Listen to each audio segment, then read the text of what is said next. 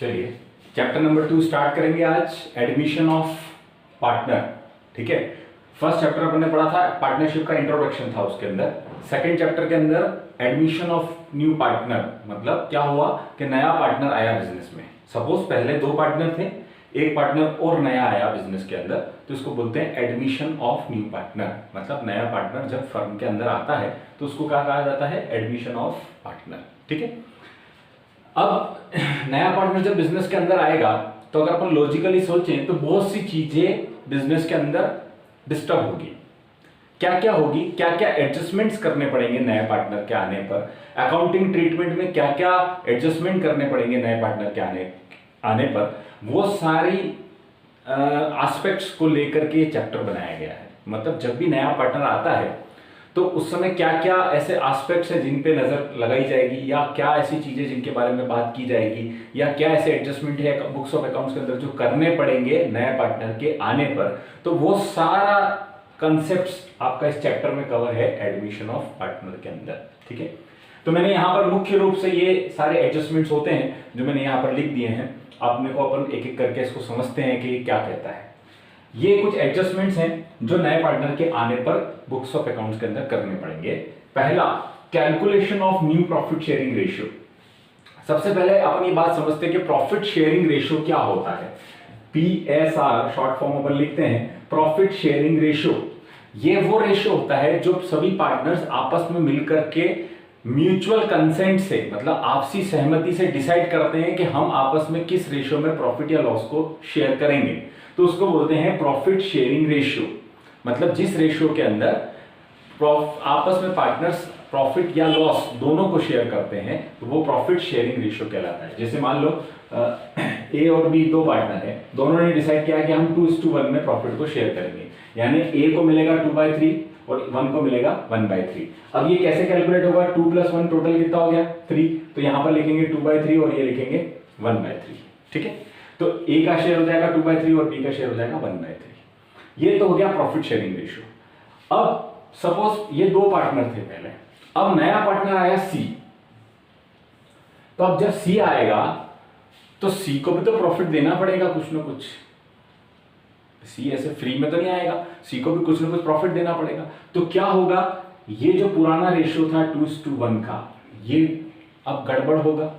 तो आपको क्या करना पड़ेगा, जब भी नया पार्टनर आएगा तो एक नया प्रॉफिट शेयरिंग रेशियो निकालना पड़ेगा। क्या मतलब, नए पार्टनर के आने के बाद इन लोगों के शेयर और इसका शेयर क्या होगा, उसको कहते हैं new profit sharing ratio.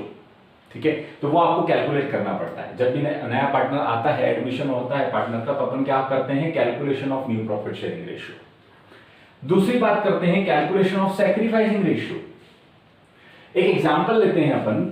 Suppose A और B 2 पार्टनर थे, ये दोनों बराबर बराबर प्रॉफिट लेते थे, मतलब ये 1/2 लेता था और ये 1/2 लेता था।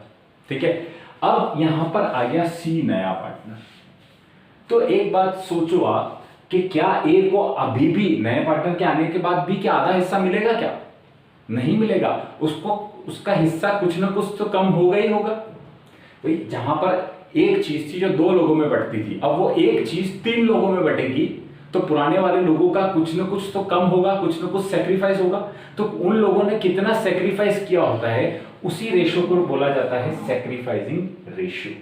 ठीक है, और ये बिल्कुल लॉजिकल है। कैसे निकालेंगे भाई, कितना मैंने सेक्रीफाइस किया ये कैसे पता लगेगा, कितना मेरे पास पहले था ओल्ड, कितना मेरे पास अभी हो गया नया, अगर उनको माइनस करूंगा तो मेरा डिफरेंस क्या निकल जाएगा, सैक्रिफाइसिंग रेशियो। सिंपल सी बात है। एक बनिया होता है, अपन बनिया की तरह सोचते हैं। मान लो आपके पास एक चीज थी जिसके 2 हिस्से हो रहे थे, अब उसी एक चीज के 3 हिस्से हो रहे हैं, तो कितना आपको नुकसान हुआ, वही तो होता है सैक्रिफाइसिंग रेशियो।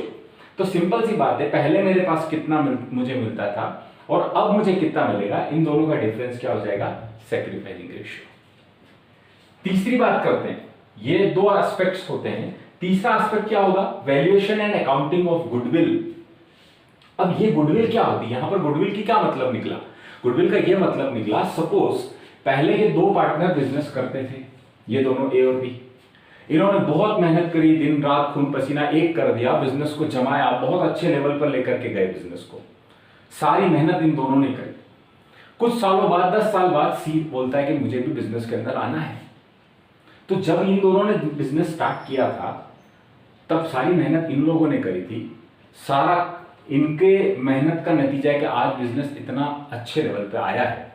और सी जब नया पार्टनर जब बिजनेस में आना चाहेगा तो इसको तो सीधा बेनिफिट मिलेगा।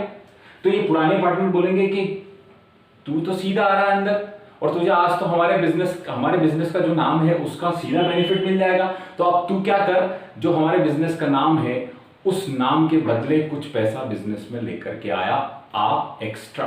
मतलब तुझे कैपिटल तो लानी है, साथ ही साथ क्या लेकर के आनी है, गुडविल का पैसा भी लेकर के आना है।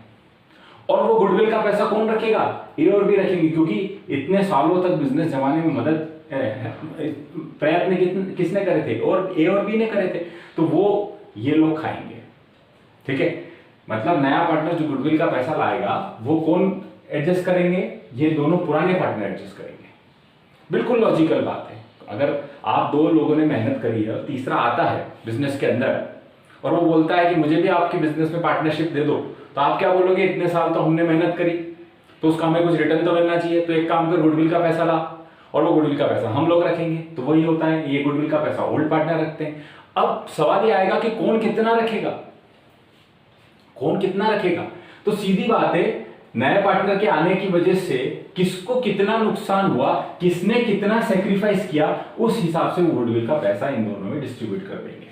मतलब नए पार्टनर के आने की वजह से इन लोगों को जितना सेक्रीफाइस किया, जिसने जितना सेक्रीफाइस किया उस हिसाब से उसको गुडविल का पैसा दे दिया जाएगा। मतलब गुडविल का पैसा जो है वो डिस्ट्रीब्यूट होगा पार्टनर्स के बीच में सेक्रीफाइसिंग रेशियो के अंदर। तो ये तीसरा एडजस्टमेंट हुआ, valuation and accounting of goodwill. Next है revaluation of assets and liabilities. जब बिजनेस स्टार्ट किया था तब तो असेट्स की वैल्यू कुछ और थी, और जब नया पार्टनर आया तब असेट्स की वैल्यू कुछ और है। जमीन मान लो कोई 10 साल पहले 1 लाख में खरीदी थी और आज 10 साल बाद उस जमीन की वैल्यू 1 करोड़ है। तो जब भी नया पार्टनर आएगा तो सारा हिसाब किताब लगाया जाएगा कि आज असेट्स की वैल्यू क्या है, आज असेट्स की मार्केट में वैल्यूएशन क्या है, कितने लोगों को मुझे पैसा देना बाकी है, लायबिलिटीज का भी वैल्यूएशन होगा। ठीक है, तो यहां पर अपन क्या करते हैं, रीवैल्यूएशन, दोबारा से पुनर्मूल्यांकन करते हैं, revaluation of assets and liabilities. Assets और लायबिलिटीज दोनों का रीवैल्यूएशन किया जाता है। नेक्स्ट पॉइंट आएगा adjustment of reserves, accumulated profits और लॉसेस। जब नया पार्टनर आ रहा है तो बिजनेस के अंदर ऑलरेडी पहले से ही कुछ रिजर्व पैसा रखा होगा, कुछ रिजर्व पड़ा होगा, कुछ एक्यूमुलेटेड मतलब इकट्ठे किए हुए प्रॉफिट भी हो सकते हैं और इकट्ठे किए हुए लॉस भी हो सकते हैं। तो उनका क्या ट्रीटमेंट करना होगा ये भी डिसाइड होगा कब, एडमिशन ऑफ पार्टनर के समय। ठीक है, लास्ट में कि कैपिटल कौन कितनी लाएगा और उस कैपिटल को किस तरह से एडजस्ट किया जाएगा, ये सारे अपन केसेस आगे पढ़ेंगे धीरे धीरे। जब अपन आगे चैप्टर में आगे बढ़ेंगे तो एडजस्टमेंट ऑफ कैपिटल भी एडमिशन ऑफ पार्टनर के केस में किया जाएगा। ठीक है।